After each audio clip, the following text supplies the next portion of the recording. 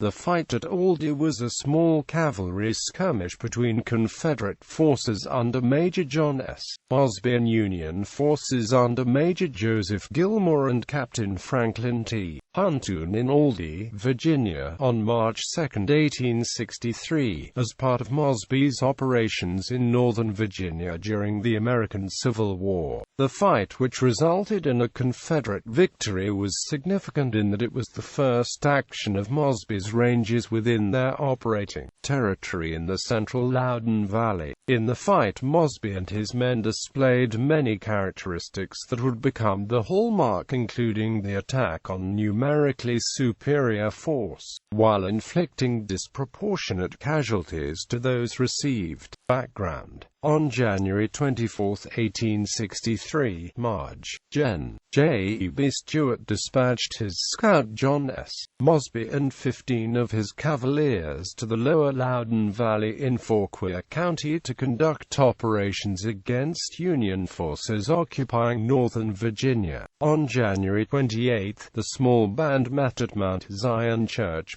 0.5 miles east of Aldie, and set on the first raid against Federals in Chantilly. During the next month, Mosby and his men raided into Fairfax County twice more, besting larger Federal forces each time. On March 2, in response to the raids, Colonel Sir Percy Wyndham dispatched 200 troopers of the 18th Pennsylvania under Major Joseph Gilmore from Fairfax towards Middleburg to find and capture Mosby and his men. In the town, the Union force, many of whom were reportedly drunk, began searching local residences and arresting citizens in an attempt to smoke out Mosby's men. When this proved to be unsuccessful, Gilmore threatened to burn the town. Residents of the village pleaded with Gilmore to spare them, claiming to have no knowledge of the whereabouts of Mosby's men. Gilmore apparently believed them and withdrew with his command east toward Aldie. At Aldie, the 18th Pennsylvania encountered a 50-man detachment of the 1st Vermont on similar patrol in Loudoun. The drunken Major Gilmore mistook the 1st Vermont for Confederates and ordered a retreat. The 1st Vermont overtook the 18th Pennsylvania and the mistake was recognized. The 18th Pennsylvania informed the 1st Vermont of the failure to locate Mosby and then withdrew for Fairfax,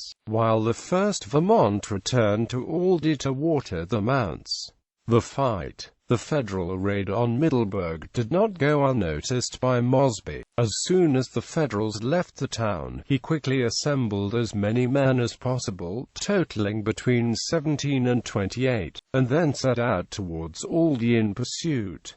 As Mosby's men entered the village from the west, they spied the dismounted 1st Vermont. Mosby immediately ordered a charge, and with a yell the Confederates bore down on the Federals, taking them by surprise and sending most of them into a wild retreat. In the midst of the charge, Mosby lost control of his horse and was forced to jump off, losing it to the Federals.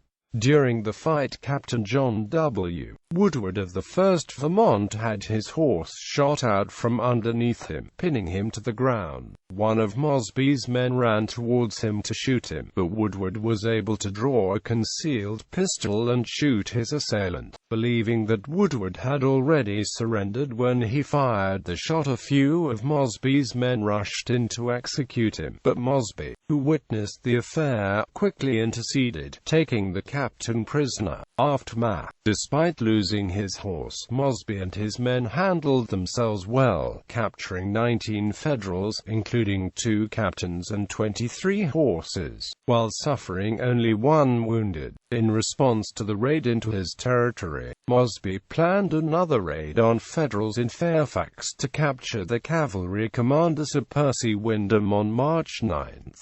The result of this action would be Mosby's most famous exploit of the war, the Stoughton Raid. In addition, for defending the town of Middleburg and severely embarrassing the Federals sent to raid it, Mosby and his men won the admiration of the town's citizens, who had to this point been weary of the partisans. The support of the people of the Loudoun Valley would become one of Mosby's greatest assets for the duration of the war.